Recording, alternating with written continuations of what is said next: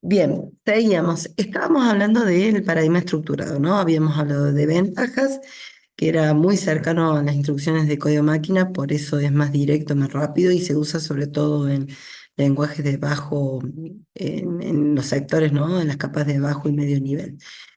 Pero es mucho más complejo para los sistemas actuales que tienen muchas cosas que hacer y donde eh, no hay tanto conocimiento de hardware. ¿M? Entonces, no es apta para aplicaciones de muy alto nivel. Por eso las aplicaciones son, fíjense, en sistema bajo nivel, tiempo real, microcontroladores, máquinas de estado, videojuegos de consolas si hiciera falta, ¿m? Todo aquello que sea para manejar recursos limitados. Está todo aquellas aplicaciones que son más conectadas con hardware, ¿sí?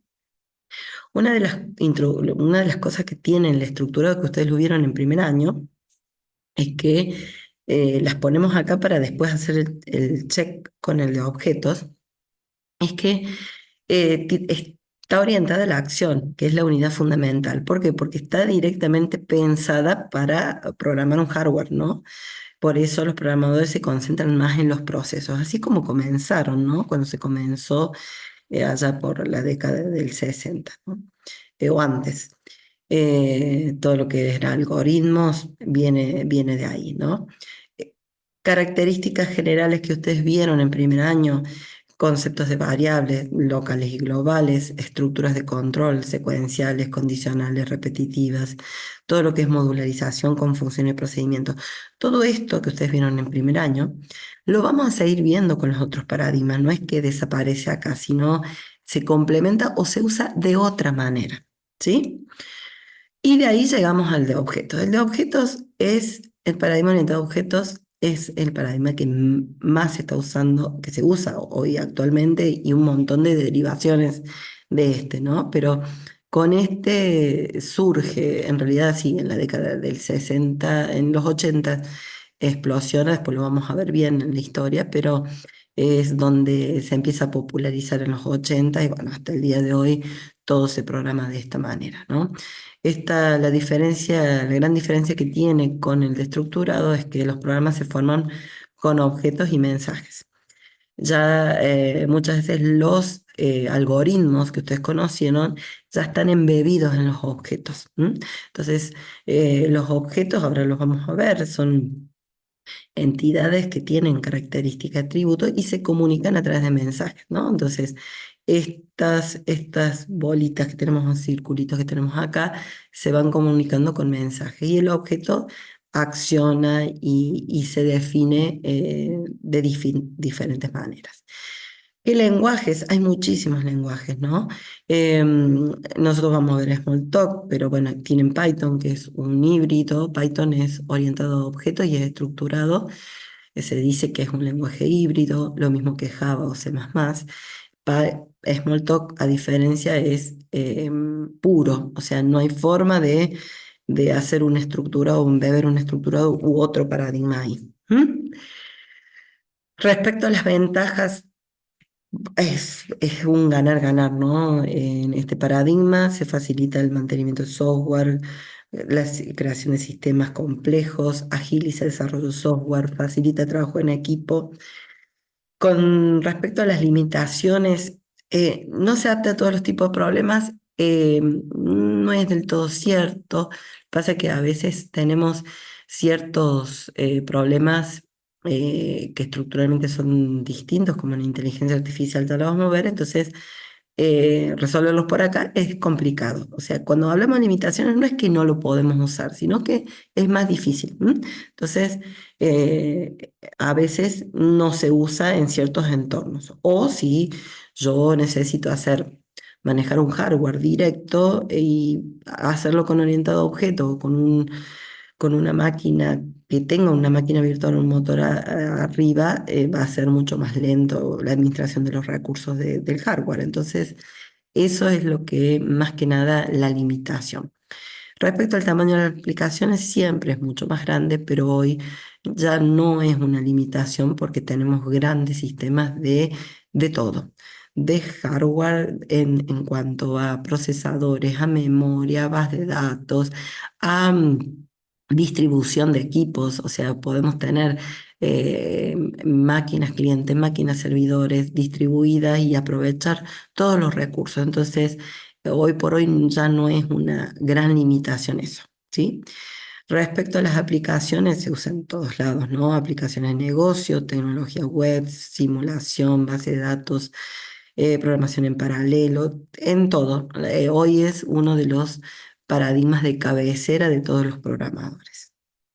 Denme un minutito que déjenme, pongo la pausa un minuto porque... Bien, ¿qué tiene el paradigma orientado a objetos? Todos los programas se organizan como colecciones de objetos, ¿m? Que colaboran entre sí enviando mensajes. Eso significa que cada objeto siempre tiene un rol específico en el programa y se comunica con otros. ¿M? Ya ahora en el próximo presentación voy a entrar un poquito más en detalle en esto, ¿sí? Igual que el concepto de clase y objeto. Se los dejo por acá, pero voy a avanzar y después me voy a dedicar en el próximo slide para que ustedes lo vean.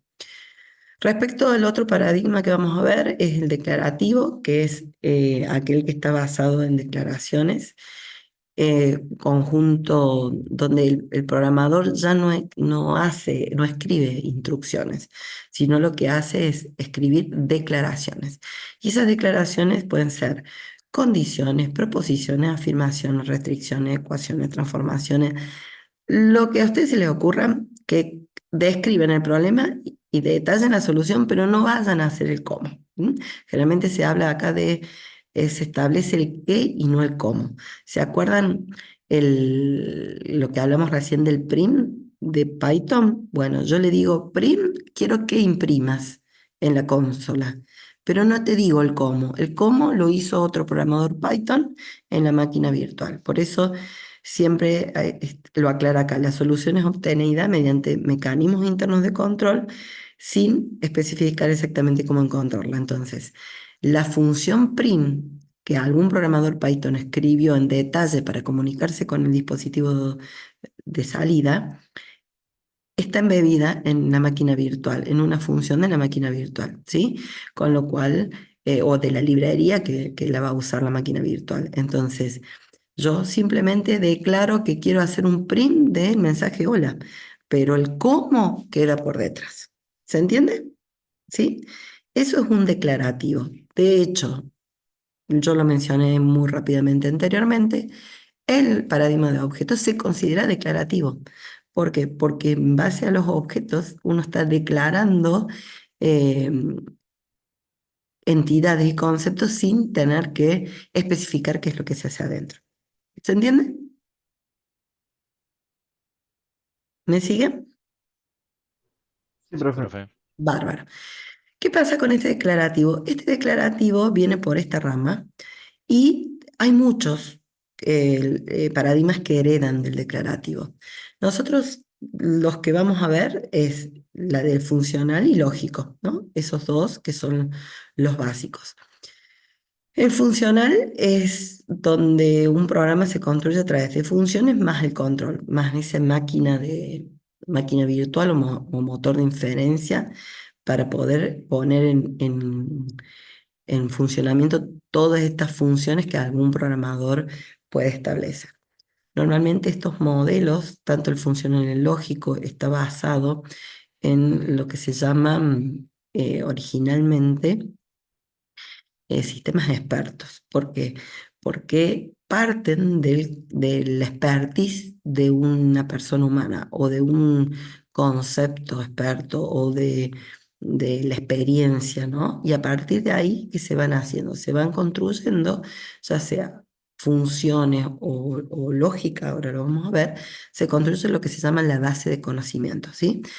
Esa base de conocimiento se carga a través de alguna declaración, en nuestro caso por funciones, y hay un motor de inferencia que a través de un intérprete o compilador lo que hace es evalúa esas bases de conocimiento, que en este caso es de funciones, las evalúa y las lleva a quien se las solicita. Por eso este modelo es un modelo similar al que vamos a ver de lógica también, donde tenemos tres partes, un intérprete de comandos o un módulo o alguna capa de software que tome la expresión o la declaración del usuario o de otro programa. Yo acá pongo una personita como usuario, pero no necesariamente una persona, puede ser otra aplicación que pida alguna expresión. Entonces este intérprete de comando la toma, la envía al motor de inferencia para que éste la evalúe a través de la base de conocimientos, ¿sí? Y una vez que tiene el resultado, se lo envía al usuario. ¿Qué hacemos nosotros? Estamos de este lado de la programación, ¿sí? Nosotros somos los que vamos a alimentar esta base de conocimientos, ¿sí? Es por eso que este, es muy declarativo esto, porque nosotros simplemente cargamos la base de conocimientos, no le decimos el cómo, ¿sí? Es bien, bien de alto nivel. Lenguajes de este tipo, Lisp, Haskell, ML, hay muchos más, ¿no? Haskell es el que vamos a usar nosotros, que es puro, puro, ¿sí? Pero hoy hay muchísimos, en .NET tienen el F Sharp, hay muchísimos lenguajes modernos que usan este modelo de programación, ¿sí? Respecto a este paradigma, las ventajas es fácil de formular matemáticamente. A ver, yo siempre cuando leo estas ventajas digo, son ventajas en general, pero lo difícil es llegar a la fórmula matemática cuando nosotros no somos matemáticos, somos sistémicos. Entonces, si yo tengo al experto al lado, el experto matemático, que de hecho así se trabaja, nosotros trabajamos en equipos de profesionales con alguna expertise. Entonces, si tenemos que entrar en el terreno matemático y nos pondremos al lado de un matemático. ¿M? Entonces, una vez que yo tengo la fórmula, y fácil de formularla, de transcribirla, sí, pero ahora, ¿cómo obtengo esa fórmula? Se requiere conocimiento en el área, ¿sí? No es lo mismo una fórmula matemática en un contexto, no sé, una fórmula en astronomía, en física, en economía, ¿sí? Hay muchísimas fórmulas matemáticas que delimitan o que, digamos, representan conocer o representan una forma de ver el mundo y sin embargo nosotros no es necesario que la sepamos. Ahora bien, cuando viene el experto y me dice, mira, tenemos que aplicar esta fórmula y bueno, ahí sí la transcribimos, la representamos en el lenguaje y por eso se dice que es fácil porque es relativamente sencillo. Respecto a la administración de automática de memoria, es sencillo, pues nosotros no nos encargamos del hardware. Es simple el código, es rapidez la codificación del programa, siempre que tenga la fórmula matemática, ¿no? Es por eso que, bueno, en esta materia tenemos 3 semanas y simplemente vamos a hacer fórmulas lo más simple posibles, ¿no? De matemáticas para que todos podamos hacer programas sencillos, ¿no? Respecto a las limitaciones, no es fácilmente escalable. A ver, también con el avance de la tecnología y de los lenguajes híbridos, esto es una limitación, pero no es imposible. ¿M? Lo mismo que la integración con otras aplicaciones. Se podría de alguna manera hacer diseños escalables para un funcional o integrativo, ¿no? Que es una limitación, sobre todo en los lenguajes puros, sí, pero hoy por hoy tenemos tecnología que permite mejorar esta limitación, ¿no? No es recomendable para modelar lógica de negocios o tareas de índoles transaccionales porque es muy de alto nivel. Entonces, para eso está el de objetos, para la lógica de negocio o para las transacciones, lo que es algún secuencial, ¿sí? Y respecto a aplicaciones, lo van a ver en programación de programas de inteligencia artificial, sistemas distribuidos de control, aplicaciones académicas. Ya vamos a entrar cuando lleguemos a esta unidad a ver en detalle qué podemos o no podemos hacer y en qué ámbitos. ¿Sí? ¿Estamos hasta ahí? ¿Queda?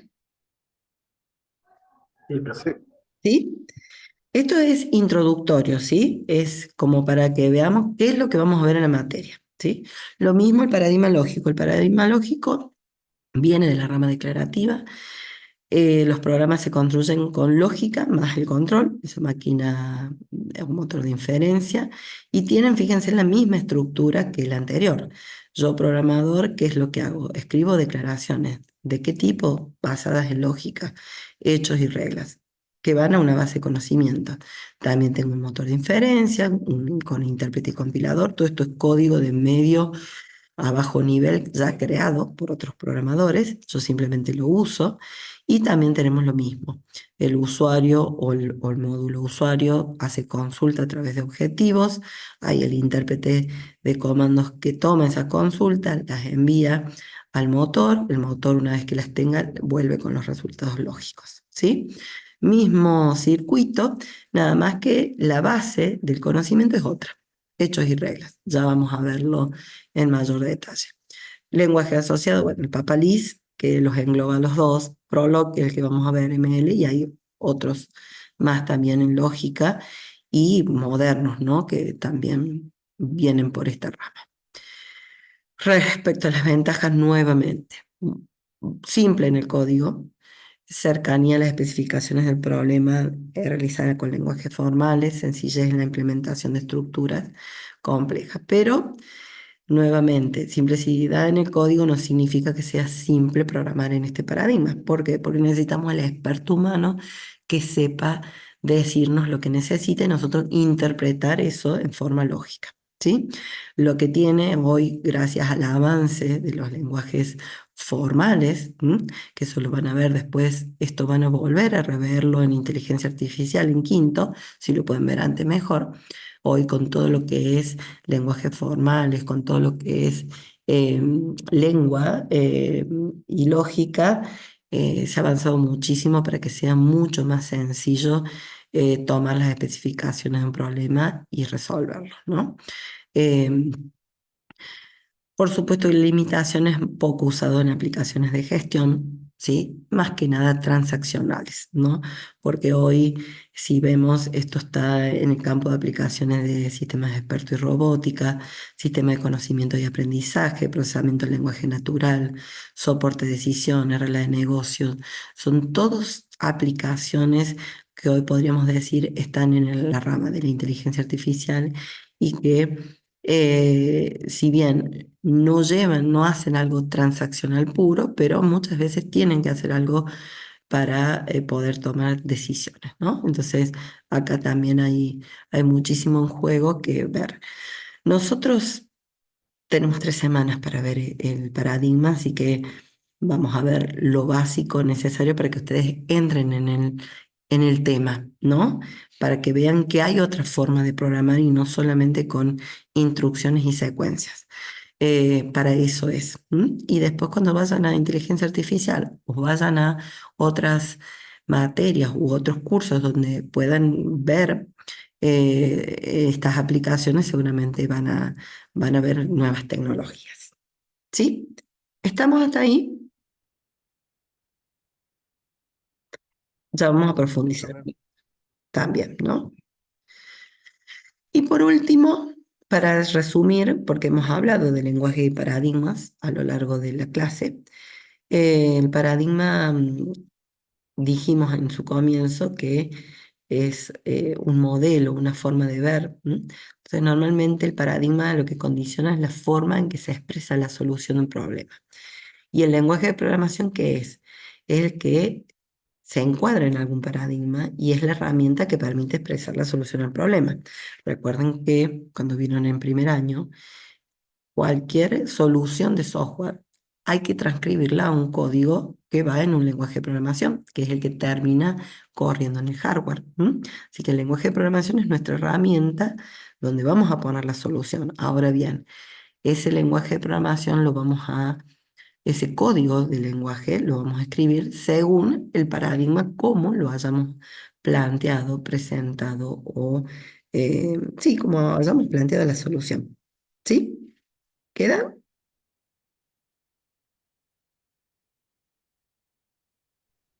Sí, sí. Bárbaro. Esto lo voy a pasar rápido porque esto ya es todo repaso de primer año. Lean la unidad 1 y 2 de paradigmas porque les va a ayudar a recordar todo lo... Ay, mira, ahí volvió la luz. Les va a llevar a recordar todo lo que es lo que vieron en primer año les va a servir para las próximas clases, ¿no? Ya esto lo vimos, por eso yo lo paso muy rápido. Los lenguajes de programación son las técnicas, herramientas para escribir, ¿no? El código, formado por símbolos y reglas. Y yo acá les puse este gráfico que siempre me gusta ponerle a mis alumnos, que es, nosotros hablamos lenguaje natural, lenguaje corriente, en cualquier idioma, pero para llevarlo al hardware, que habla código máquina 0 y 1, 0 y 1, tengo que aprender a hablar de otra manera, ¿no? Entonces tenemos lenguajes de bajo nivel, que hablan, que están preparados para hablar directamente en máquina, de medio nivel o de alto nivel. Nosotros hemos empezado con alto nivel. En Python es un alto nivel, Haskell, que vamos a ver, Smalltalk, Java, todos son de alto nivel. La mayoría de los alto nivel siempre tienen este motor o máquina virtual que lo que hace es traducir las declaraciones y las lleva a código de máquina. A veces tenemos el medio nivel, conexión directa con hardware o directamente también a una máquina virtual para poder trabajar. Todo depende de cómo esté el lenguaje. Pero esos son los tres niveles de lenguaje de programación que son similares a a lo que vimos ¿se acuerdan al comienzo de la clase cuando dijimos qué software trabaja con qué parte? ¿Sí? Bajo nivel va directo al hardware. Medio nivel trabaja a media máquina. Y alto nivel generalmente no toca hardware nunca. Habla con algún motor que el motor trabaja con hardware. ¿Se entiende? ¿Hasta ahí? ¿Sí? Sí. Bien. Y por último, yo les dejo para que ustedes lean todo lo que es sintaxis, eh, o sea, relacionado al lenguaje de programación, que ya lo han visto en AED en primer año, lo vieron también un poco, deben haber visto un poco en lógica y estructuras discretas, no sé si lo han visto. Seguramente ya cursaron, la mayoría debe haber cursado sistema, sintaxis y semántica del lenguaje, ¿sí?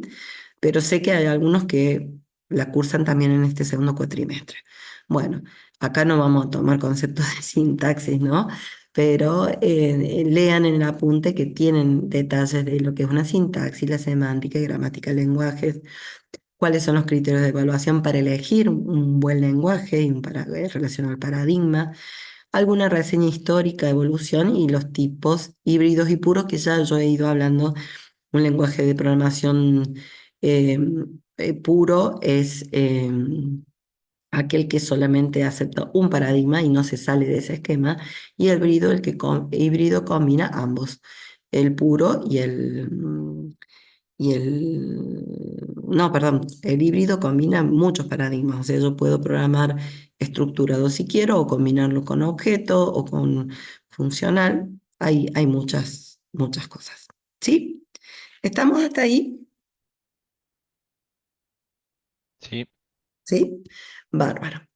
Con esto terminamos la parte general de la unidad uno y 2. Yo lo que voy a complementar ahora en la próxima slide es la unidad, voy a hacer digamos, un enlace entre la unidad 2 de estructurado con la de objetos, de la siguiente manera. Ejemplo, ¿qué? Profe, Y decime, a mí me quedó una duda con el declarativo y el estructurado. dale. El, el declarativo no te dice el cómo se hace y el estructurado sí. Lo que no me Sí. termino de dar cuenta es, nosotros en AED en primer año, en algún momento vimos el decirle cómo hacer algo. Eso es lo que no me Ay, termina. muy poquito. Por ejemplo, a ver, te pongo un ejemplo. El PRIM, no, es súper declarativo. Sin embargo, vos si vieron en la unidad de archivos, ¿se acuerdan con archivos? Abrir un archivo de texto para leer o grabar, ¿se acuerdan? Que tenían que Sí. abrir un flujo, hacer un open, después leer byte por byte, ¿sí? O enviar. Bueno, esa técnica que ustedes vieron de manejo de archivo es parte de lo que hace el PRIN adentro, ¿se entiende? Si bien a lo mejor ustedes no programaron el print directamente, pero aprendieron las bases de cómo se hace el print. ¿Me seguís? Sí, sí, sí, ¿Sí? sí. ¿Qué otra cosa? Por ejemplo, ¿qué otro, a ver, qué otra cosa hicieron? ¿Vieron el append de cuando creaban un vector en Python? Vieron que Sí, ustedes para crear un vector podían crear un vector con datos o si no lo ponían en blanco y después cada vez que querías agregar un nuevo elemento hacías un append, ¿sí? Bueno, la función append de Python es súper declarativa, pero ¿qué hace la función de append de Python? Adentro, ¿qué es lo que hace? Va, recorre todo el vector, se fija cuántos elementos tiene, por ejemplo, 10 y hay que agregar un 11. Entonces, lo que hace el append de Python, agarra, recorre, se fija que hay 10 elementos, ¿sí? Que eso ustedes aprendieron a hacer un recorrido de conteo de vector. Si bien después usaban el len, que también es un declarativo, pero ustedes aprendieron a recorrer un vector y contar, ¿sí? Los elementos. Entonces, cuentan los elementos. Después crean un nuevo vector con 11 elementos, por ejemplo. Después copian el elemento de un vector, del vector original, lo pasan al segundo y van copiando todo. Y al último se agrega el nuevo elemento. Es todo un procedimiento que se hace para agregar, que para ustedes queda transparente porque ustedes dicen append, pero internamente se hicieron todos esos procesos para poder agregar uno nuevo. ¿Qué hicieron en AED? Si bien ustedes no programaron el append de Python, pero sí aprendieron a recorrer un vector, a contar elementos en un vector, a copiar un elemento de un lado a otro, ¿se entiende? A mostrarlos después, ¿se entiende? A borrar o agregar si había que hacerlo. Entonces, ¿qué es lo que hicieron en AED? En AED hicieron un mix, un híbrido. ¿Está? ¿Por qué? Porque usaron muchas funciones de alto nivel declarativas, pero también aprendieron fundamentos del paso a paso, del algoritmo. ¿Se entiende? sí, profe. Muchas ¿Está? gracias. De Quedó nada. claro. Exacto. No al nivel que uno haría en un estructurado, que es manejar memoria, punteros y todo eso, ya más de bajo nivel, pero llegaron a un nivel mínimo de imperativo, ¿sí? El otro nivel más bajo es lo que se hace, por ejemplo, en C o C++, donde uno ya pide memoria, usa punteros, referencia con mayor detalle, ¿sí? Eso ya es un imperativo bien, un estructurado bien polenta. ¿Está? Gracias, profe, sí. De nada. Bien, voy a cargar la otra presentación, ya les digo dónde está, que yo se las puse, repaso de AED lenguaje Python para que nos ubiquemos y yo siempre los ejemplos los voy a hacer con, a ver si me deja. Esto, no sé si me dejará conectarme. Esta presentación la tenemos acá en la unidad 3, la que voy a abrir ahora, en esta semana 1. Así me dejo. Ahí está. ¿Sí? En la semana 1 yo voy a dar esta presentación que es muy cortita, es para que ustedes vayan viendo que van a reutilizar los conceptos de AED y mañana en la clase de miércoles van a volver con un poquito de estos conceptos y van a hacer algún práctico, el profe les va a llevar un práctico para que repasen y vuelvan a los recuerdos de AED compañero. ¿Sí? Entonces, vamos con esta. Esta presentación se las armé para que tengamos el repaso de estructurado, bueno, el de paradigma orientado a objetos, conceptos generales y cómo lo vieron ustedes en AED. ¿M? Esto es lo que vimos hace un ratito, ¿no? El estructurado está orientado a la acción, se concentra en escribir procesos directamente, usa variables locales, globales, estructuras de control, modularización, funciones de procedimiento. Todo esto que vemos acá que es la base del paradigma, también lo vamos a usar en objetos, pero de otra manera. Y ahora vamos a ver cómo. Respecto a la modularización, es un concepto que se va a repetir en el estructurado, en el de objetos, en el funcional, en todos. La modularización habla de esto, poder resolver problemas pequeños, lo más pequeños posible, que tengan una entrada, su proceso y salida. Hagan lo que le compete, ¿sí? Normalmente se tiene un nombre único, esto es lo que vieron con funciones ustedes, se tiene un nombre único en el ámbito, lista de parámetros, el código y el retorno. Dependiendo del ámbito, se le habla de procedimiento cuando yo tengo una función que no retorna ningún resultado, un retorno vacío, y una función propiamente dicha es cuando sí retorna algún valor.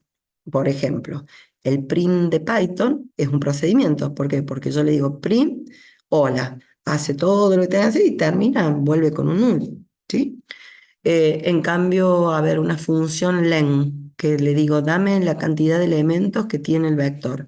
El len me trae un número. ¿Por qué? Porque el len, ¿qué hace? Es una función que viene, toma, vos le pasas cuál es el vector, toma el vector, lo recorre elemento por elemento, cuenta con un contador interno cuántos tiene y cuando termina el recorrido me devuelve cuántos tiene, 10, 15, 100, 1000, entonces vuelve con un valor. ¿Me siguen? Esos son los dos tipos de funciones que vieron en primer año. ¿Sí? ¿Queda? ¿Sí? Sí, sí, sí. Bárbaro. Y este grafiquito que yo les puse acá, de módulo uno y 2 que va y viene, flecha va y viene, ¿por qué? Porque acá es la invocación de las funciones, ¿sí? Yo tengo función uno, llama a la 2 termina y vuelve, y así. Le llamamos módulo genérico, porque también lo vamos a usar en el de objetos. Pero esto es paso de parámetro y retorno, ¿sí? Yo te paso, te digo, empieza a invocarte y cuando termines vuelve con o un resultado vacío o un valor, ¿sí? Es el concepto general de modularización, ¿no? Y con respecto al de objetos, que lo enunciamos muy rapidito, pero nos vamos a detener acá un poquito en estas características.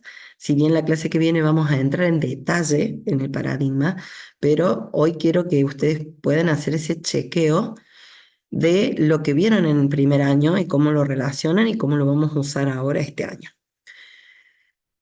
El paradigma orientado a objetos dijimos que era un conjunto de objetos que se relacionaban entre sí pasando mensajes, ¿no? Entonces, el objetivo primario de este paradigma no es identificar procesos, sino actores, entidades o objetos que aparecen en el escenario, en el enunciado dominio del problema. Ya acá empezamos a trabajar con lo que se llama patrones. Nosotros los humanos, las personas, vemos las cosas en forma de patrones, en forma de entidades, de objetos, no las vemos separadas así como algoritmos. ¿Por qué les costó tanto a ustedes aprender algoritmos? Porque tenían que desarmar una idea y transformarlo en un paso a paso, que es lo que necesita la máquina, ¿sí? Es como, bueno, acá ya van a empezar conmigo los que no me conocen. Yo voy a empezar a hablar de películas, pues bueno, me encanta la ciencia ficción y el cine, y los voy a mandar a ver muchas películas, pero estimo que alguna vez ustedes han visto, si no han visto Matrix, siempre han visto las referencias a Matrix, donde ustedes tienen el monitor con los códigos que pasan en verde, en esa pantalla de consola que usábamos nosotros de antaño, que era todo código, código, código, código y que uno no lee nada. ¿Sí? Bueno, esos códigos son más cercanos a un hardware, pero nosotros no hablamos así en esos códigos. Nosotros hablamos con gráficos, con dibujos, con relaciones, ¿sí? Entonces, ¿qué hacemos? De esos gráficos, de esas imágenes que tenemos en la cabeza, las tenemos que desarmar para llegar a pasos o instrucciones. Eso es lo que tuvieron que hacer en primer año. Por eso era tan difícil, ¿sí? Esa abstracción de algo que estoy viendo, lo tengo que desarmar y llevar a un nivel de paso a paso. Que si bien es un nivel que lo tenemos todo, inconscientemente hacemos un paso a paso siempre. Lo que pasa es que lo tenemos tan automático que no nos damos cuenta. Entonces es como más antinatural. ¿Qué es lo que introduce el paradigma orientado a objeto y por qué se hizo tan popular? ¿Por qué? Porque trata de respetar esa idea. Yo veo una entidad y así como la veo, la represento, la abstraigo y la represento en mi programa. No la tengo que separar tanto. Por supuesto que después que la represento voy a empezar a desarmarla, pero mientras tanto sé que si tengo un alumno, es un alumno, no un conjunto de datos sueltos. El alumno lo tengo acá, la computadora la tengo acá, el árbol lo tengo acá, ¿sí? Entonces es mucho más fácil, ¿sí? Por eso se habla que el objetivo primario no es identificar procesos, sino actores. ¿M? Y eso es algo que deberían ya estar viendo en análisis de sistemas. Están viendo, van a ver análisis orientado a objeto en sistemas. Cuéntenme si han llegado ya a eso. Todavía no, pero creo que sí. Creo que Claro, habían nombrado algo. deberían verlo, sí, sí. ¿Por qué? Porque hoy todo se hace con análisis orientado a objetos, diseño orientado a objetos, todo es con orientado a objetos. ¿Por qué? Porque es muy natural, ¿sí? Al principio cuesta, pero una vez que uno entiende es muy fácil de programar, ¿sí? En cuestión de programación, los programas se organizan como colecciones de objetos que colaboran entre sí enviándose mensajes. Cada objeto tiene un rol específico en el programa y todos pueden comunicarse entre sí en forma predefinida, ¿sí?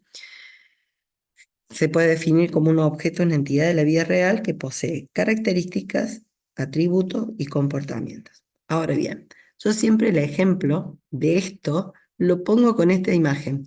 Fíjense en que es la foto de un gabinete de PC. ¿Alguna vez alguien desarmó un PC? ¿Una PC? Bueno, si ustedes se fijan en esa imagen, es hardware puro, pero ustedes decís, profe, ¿qué tiene que ver con los objetos?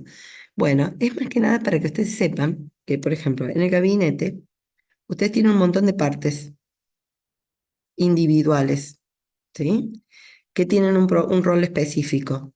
La fuente le da poder, la placa madre, las tarjetas de CPU, de memoria, los bases de datos, los cables, las lectoras, bueno, ya que lectoras CD casi no se usa, los discos, discos extraíbles, o sea, hay un montón de elementos que son individuales, ¿sí?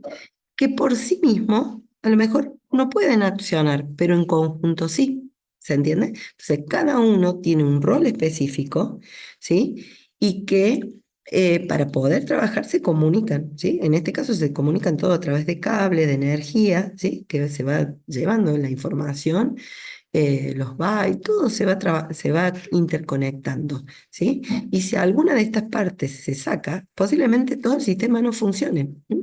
Entonces también es el concepto sistémico de partes pequeñas que se conectan entre sí. ¿M? Por eso yo siempre lo pongo como ejemplo al de hardware, si bien estamos por crear software, pero esa es la idea, ¿sí? Son partes, entidades que tienen cada una características, atributos, comportamientos, métodos, sirven para algo. La fuente tiene unas características y sirve para hacer ciertas cosas. La placa contenedora o la placa base sirve tiene ciertas características, sirve para enlazar, tener las memorias, el sonido, video, tener un montón de cosas que se interconectan para poder trabajar y cada uno tiene su característica y comportamiento. ¿Se entiende? ¿Sí? Y eso lo vamos a llevar de a poquito a nivel de programa, ¿sí? Cómo hacer para que programas con distintas partes se vayan comunicando y dándonos información. ¿Sí? ¿Queda? ¿Se entiende? Sí, se entendió. Sí, Bárbaro. profe. Y acá yo lo que les quería mostrar, les traje preparado un ejercicio que vieron el año pasado en AED, los que cursan el año pasado, y que es el concepto de clases y objetos, ¿no? Desde el punto de vista del ejemplo que vieron en el año pasado en Python. Van a recordar prácticamente hace un año aproximadamente. En el paradigma de objetos hay un concepto fundamental que es el concepto de clases. Las clases es lo que provee la forma de empaquetar datos y funcionalidad, ¿sí? Es la que le da sentido, le da el modelo a los objetos. Cuando yo trabajo con clases, identifico los atributos, que son todas las variables que se declaran dentro de la clase, y sirven para indicar cómo está formado cada objeto para esa clase. Siempre los atributos muestran lo que el objeto tiene, ¿sí? Entonces, por ejemplo, acá yo tengo clase punto. Clase punto tiene atributos y métodos. Esto es lo que se llama miembros de clases. Los métodos que son todos los comportamientos, las funciones que se declaran dentro de la clase, usada para describir el comportamiento de los objetos. Siempre los métodos muestran lo que hace el objeto, ¿sí? Entonces, en este paradigma nos vamos a encontrar que siempre vamos a trabajar con clases y vamos a definir sus atributos y métodos, que en algún momento van a pasar a ser objetos, ¿sí? Por ejemplo, bueno, acá no tengo ningún objeto a mano, no, pero ya se los voy a mostrar. La clase pasada, el año pasado, cuando vieron en Python, vieron la clase Point, ¿sí? De hecho, si quieren recordar, creo que era la ficha 18 o 19, está este mismo ejemplo, donde tenemos la definición de un punto. ¿Cómo defino un punto? Y un punto lo defino con la coordenada X e Y y una descripción. Estos son los atributos. Estos son las variables que representan el punto. Ahora, ¿qué puedo hacer con ese punto? ¿Sí? Había ejercicios hasta muy complejos, pero ¿qué es lo que llegaron a ver en primer año? Un método init para cargar los datos a esa clase. ¿Se acuerdan el método init? ¿Sí? ¿Me siguen? ¿Están conmigo? ¿Sí? ¿Se acuerdan? Init, ¿para qué servía? Era un método para poder cargar datos iniciales a los atributos. Después, str era también un método especial para que cuando yo haga un print me muestre los datos del objeto. ¿Sí? Esos eran los dos métodos con los que ustedes trabajaron en primer año. Nada más. Y después en este ejercicio hay un método adicional que es el distancia o la distancia para indicar la distancia de un punto a otro. Em, y en el ejemplo había muchas otras cosas, ¿no? Entonces yo acá puedo poner un montón de comportamientos relacionados con estos atributos. Y esto que estoy definiendo es simplemente la clase. ¿Cuál va a ser el punto? Y el punto, cuando yo elija un objeto, esta es la clase, ¿no? Ahora lo vamos a ver en objeto. El objeto va a ser el objeto punto que está en la posición 10, 10, ¿sí? O el que está en el 5, 20, o en el -10, -1. Lo mismo en empleado, esto también lo vimos en el año pasado, en los ejemplos de las fichas, ¿no?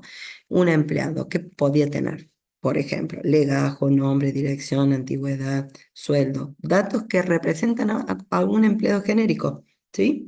¿Qué operaciones puedo hacer con ese empleado? ¿Qué hacíamos en AED primero? Init y str, nada más. Construyo, inicializo los datos y muestro. Y nada más por ahora, ¿sí? En esta materia, ¿qué vamos a hacer? A esto, a esta base que ustedes tienen, le vamos a ir agregando más comportamientos, ¿sí? Y con la complejidad que va a tener esto, que lo vamos a tener que hacer en otro lenguaje. Ya no va a ser Python, sino Smalltalk, pero ya el hecho de que ustedes vean que van a trabajar con algo conocido, también les ayuda un poquito a entender las clases que vienen, ¿sí? ¿Me siguen hasta ahí? ¿Se acuerdan, no? Y si no, va a leer y mañana también van a repasar. ¿Sí? ¿Los tengo Sí. conmigo? Bárbaro.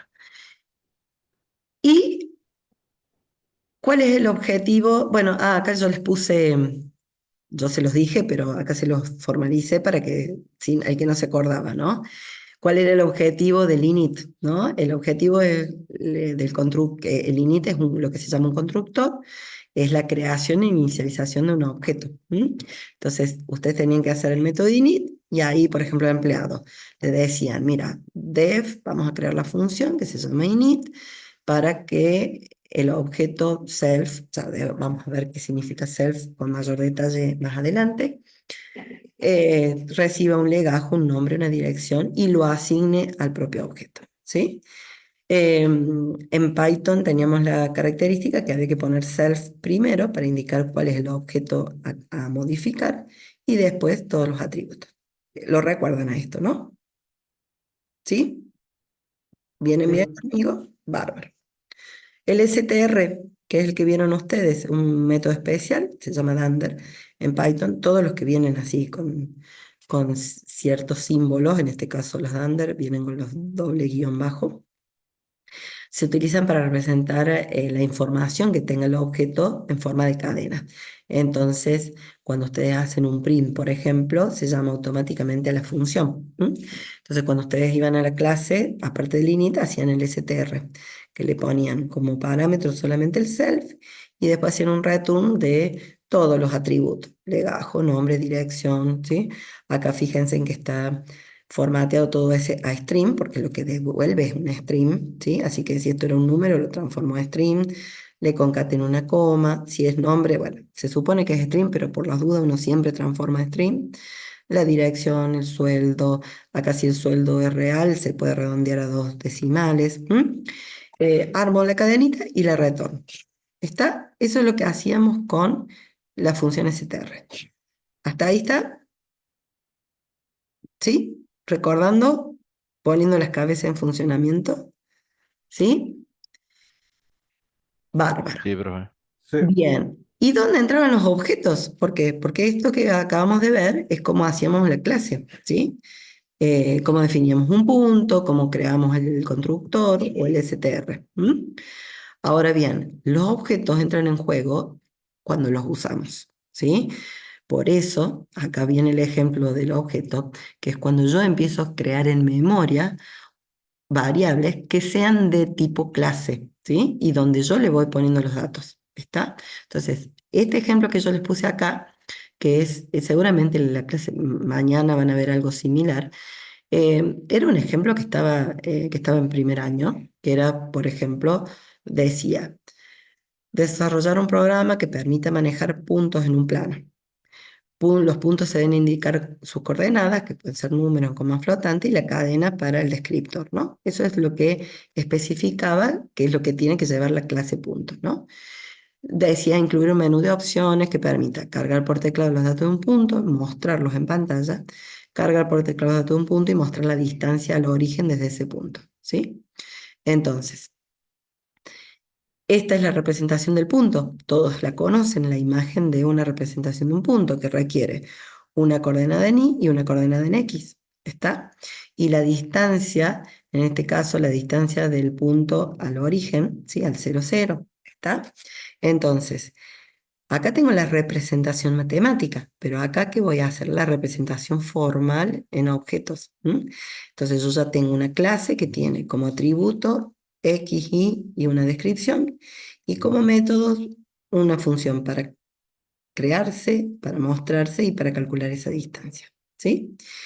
Y acá les puse el código para que después ustedes lo vean en detalle, mañana seguramente van a trabajar con algo similar, que es lo que ustedes tenían en esa Filmina 18, 19, en la ficha de AID, ¿no? ¿Qué hacían? Definían por un lado la clase, punto, con el init, el str y la distancia, y por otro lado tenían el script, en un script, ya sea principal o con funciones, que tenían una función para cargar el punto, para mostrarlo o para comenzar todo, ¿sí? Entonces, a partir de un main, ustedes les decían, carguen un punto, llamaban a la función cargar. ¿Qué hacía cargar? Pide al usuario, dame un valor en X, una coordenada X, una coordenada en y acá es donde yo le decía, mira, quiero crear un punto P de tipo point, de tipo punto, con el valor en coordenada X e Y, ¿sí? Entonces, en este momento es donde se empieza a invocar el init. Acá es donde se construye el objeto. ¿Y cuál es el objeto? P, el que queda en memoria. ¿Sí? ¿Me siguen hasta ahí? ¿Se entiende este código? Si vamos al init, ¿qué hace el init? Recibe el X, el Y, recibe la descripción por defecto, así que no hace falta ponerla. Si yo quisiera, podría haber mandado un nombre, y acá le asigno el valor de CX, de CY y la descripción. Eso es lo que se ejecuta cuando uno llama a este point. ¿Lo tienen? ¿Sí? Sí, profe. Bien. Después de cargar, volvíamos acá, a P. P es el objeto que lleva a ese punto. Entonces, pues le digo, quiero mostrar el punto, hago un mostrar P. Entonces, vengo acá a esta función, que lo único que hace es un print. Podría haber hecho print acá, print P, pero lo puse acá para que lo vean, porque estaba hecho con funciones, ¿no? Pero en realidad el mensaje implícito está acá, en el print P.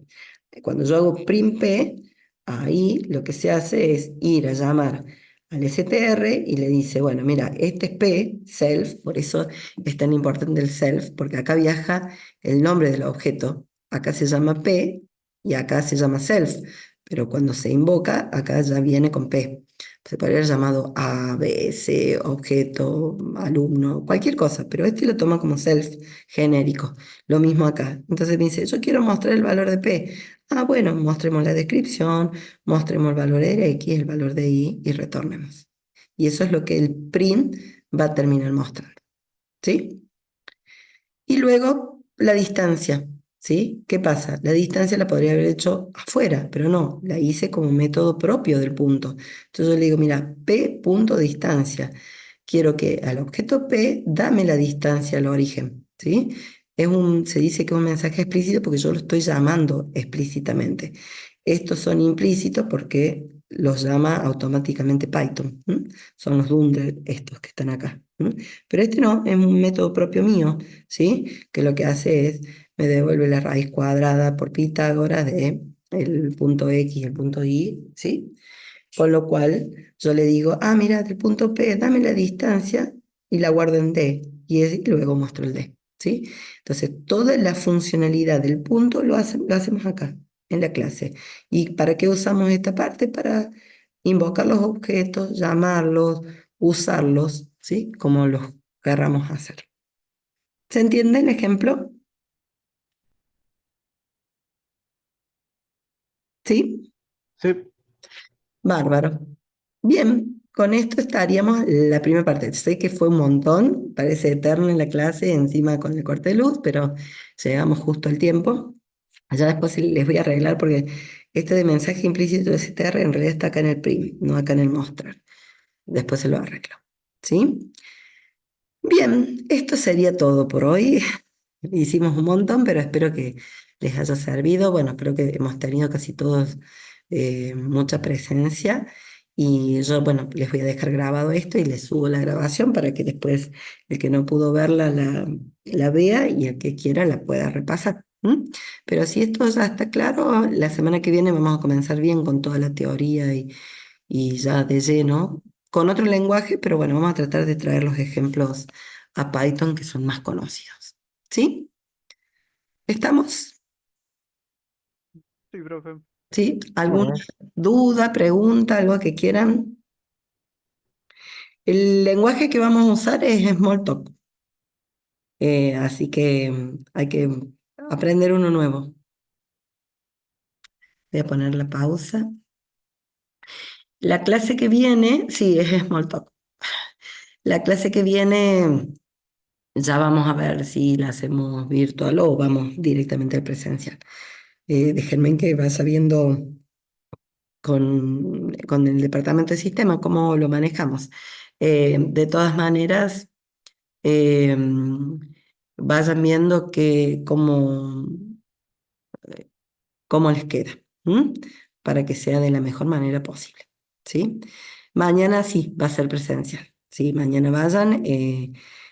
Fíjense en qué aula les toca, porque seguramente después van a ir al laboratorio de sistemas, ahí es donde tenemos clase, pero estimo que por la primera clase van a ir a aula común por ahora, por el tema de los espacios, para ver dónde los hacemos entrar a todos. Son muchos, ¿sí? Así que bueno, nosotros nos vemos el martes que viene, si Dios quiere, ¿sí? Profe, ¿solo veríamos Smalltalk a lo largo del cursado o alguno más? No, no, vamos a ver Smalltalk para objetos, Haskell para funcional y Prolog para lógico. Tres lenguajes vamos a ver. Y vamos a Gracias, profe. intercambiar con algo conocido para que no les sea tan complicado. ¿Sí? Estamos. Bárbaro. Pongo la ¿puedo hacer una pausa. consulta?